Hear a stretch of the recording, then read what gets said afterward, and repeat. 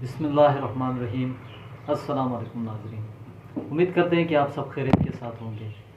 جیسا کہ آج آپ سب نے سنا ہوگا، وزیر داخلہ پاکستان شیخ رشید احمد، جسے وزیر داخلہ بنایا گیا ہے، ریلوے کے وزیر سے انہیں لا کے وزیر داخلہ بنایا گیا ہے، تو ان کی طرف سے ایک سٹیٹمنٹ آپ نے سنا کہ یہ مولانا فضل الرحمان صاحب کو جو ہے وہ انہوں نے کچھ نصیحتیں کی ہے، اور ان سے کہا یہ ہے کہ وہ آخر میں جا کر کے وہ پھنس جائیں گے، اور اس سے ایک اعلی کار بنایا جا رہا ہے جو کہ دوسری پارٹیز اس کو استعمال کرنا چاہتی ہے۔ اور انہوں نے تنبیہ کی ہے کہ مولانا فضل الرحمان، جن کی ایک ساکھ ہے ایک مذہبی لیڈر کے طور پر، ان کو بہت پاکستان کے اندر ایک پاپولرٹی ملی ہے اور ان کی شہرت بھی بہت اچھی ہے اور ایک اچھے وضع کے انسان ہے، تو انہوں نے کہا کہ آپ جو ہے یہ ان جو دوسری تیسری پارٹیوں کے نرغے میں آ کر آپ جو ہے اپنی ساکھ جو ہے آپ خراب کریں، سیاسی طور پر بھی اور مذہبی طور پر بھی۔ اور مذہبی طور پر انہوں نے کہا کہ میں ہمیشہ سے مولانا فضل الرحمان کا احترام کرتا رہا ہوں، اور آگے بھی جو ہے وہ مولانا فضل الرحمان کی جو ہے وہ میں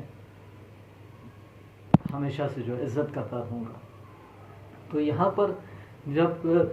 شیخ رشید صاحب جو ہے یہ باتیں کر رہے تھے، تو مجھے ایک بات جو ہے وہ یہاں پر وہ یاد آئی کہ ایک ہارڈورڈ میں جو ہے وہ ایک اسٹوڈنٹ ہوا کرتا تھا، تو ایڈم ویلر جو ہے اس کا نام تھا، تو ہارڈورڈ یونیورسٹی نے ایسا کیا کہ اس کو جو ہے وہ ٹرمینیٹ کر دیا،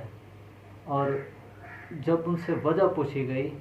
تو اس کی وجہ یہ تھی کہ ہارورڈ یونیورسٹی نے نہ صرف اس کو جو ہے وہ اپنے یونیورسٹی سے ٹرمینیٹ کر دیا، بلکہ اس پر کرمنل چارجز جو ہے اس پر اپلائی کر دیے، اور اس کو جو پوری فیس ہے اسے بھی واپس کرنے کا اس کو حکم دیا گیا کورٹ کی طرف سے، اور اس کا جو اسے بلیک لسٹ کر دیا، اور مکمل طور پر جو ہے انہوں نے اس کے نہ لائبریری کی کوئی ریکارڈس ہے، نہ فیس ٹرانزیکشن کی کوئی ریکارڈس ہے، پورے جو ریکارڈس ہے اس کی ٹرمینیٹ کر دیے گئے۔ اس کی وجہ یہ تھی کہ اس نے اسکیم طریقے سے جو ہے فیک ڈاکومنٹس انہوں نے اس نے جمع کروا کر اپنا ایڈمیشن کروایا تھا۔ تو ایسے ہی صورتحال ہمیں یہاں پر نظر آ رہی ہے کہ جو مولانا فضل الرحمان ہے وہ کوشش کر رہے ہیں کہ یہاں پر جو ہے وہ انٹر ہو جائے، اور شیخ رشید صاحب جو ہے وہ ہمیشہ اسے جو نصیحت کر رہے ہیں کہ آپ جو ہے اس میں شامل نہ ہو، آپ کے لیے نقصان دہ ہے، فیک طریقہ ہے۔ تو اس سٹوری کے ساتھ یہ یہاں پہ ریلیٹ کر سکتی ہے۔ ناظرین، آج ہم جو بات کرنے جا رہے ہیں وہ میں آپ کو کچھ جو ہے وہ سوئٹزرلینڈ کے بارے میں، سوئٹزرلینڈ جو ایک کنٹری ہے اس کے جو ہے وہ مختلف اس میں بہت ساری چیزیں ہیں، وہ میں آپ کو بتانے جا رہا ہوں کہ وہاں پر جو سب سے جو خوبصورت چیزیں ہیں جو پوری دنیا سے اس کو مختلف اور الگ کر سکتی ہے۔ جیسے کہ پاکستان کے اندر آپ دیکھیں تو پاکستان میں بہت ساری چیزیں ایسی ہیں جو کہ دوسری کنٹریز میں آپ کو دیکھنے کو نہیں ملیں گے، جیسے کہ ہمارے یہاں پر جو 4 موسم ہے وہ کہیں پہ بھی آپ کو اس طرح گرمی، سردی، جاڑا اور مختلف جو سیزن ہے وہ خزاں کا جو سیزن ہے، یہ آپ کو پورے دوسرے ممالک میں جو ہے وہ آپ کو بہت کم دیکھنے کو ملیں گے۔ کہیں پہ صرف گرمی ہوگی یا صرف سردی ہوگی، اور باہر کا سیزن جو ہے وہ نہیں ہوگا۔ اس طرح پاکستان کے اندر جو ہے قریباً 4 سیزن اور لگ بھگ 6 کے قریب جو سیزن ہیں وہ پاکستان کے اندر الحمدللہ یہاں پر موجود ہیں۔ کول کی ایک بہت بڑی تعداد یہاں پر پائی جاتی ہے، گیس یہاں پہ پروڈیوس ہوتا ہے، ماؤنٹینس ہے یہاں پر پاکستان میں، ریورز کی ایک بہت بڑا جو نیٹ ورک ہے وہ یہاں پر موجود ہے۔ تو اسی طرح سوئٹزرلینڈ کے بارے میں بھی بہت سارے ایسی چیزیں ہیں جو کہ پوری دنیا میں جو ہے وہ نہیں ملتی۔ سوئٹزرلینڈ جو کہ ایک بہت ہی خوبصورت ملک ہے۔ تو سب سے بیسک جو چیز ہے وہ ہے کہ اگر آپ ویزا حاصل کرنا چاہیں یا آپ سٹیزن شپ اگر آپ سوئٹزرلینڈ کی حاصل کرنا چاہیں گے، تو آپ کو پہلے 12 سال جو ہے، جی ہاں 12 سال آپ کو پہلے جو ہے سوئٹزرلینڈ کے اندر رہنا پڑے گا۔ اس کے بعد جو ہے وہ آپ کو وہاں کی جو سٹیزن شپ ہے وہ آپ کو مل سکتی ہے۔ اور زیادہ تر جو چاکلیٹس ہے وہ پروڈیوس کرنے والا ملک بھی سوئٹزرلینڈ ہی ہے۔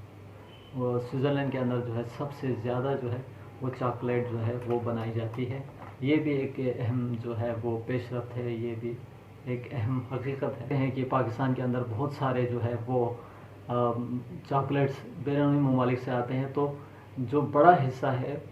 وہ دنیا کے اندر جہاں پر بھی چاکلیٹ آتے ہیں وہ سوئٹزرلینڈ کی طرف سے آتے ہیں۔ تیسری حلوہ جو کہ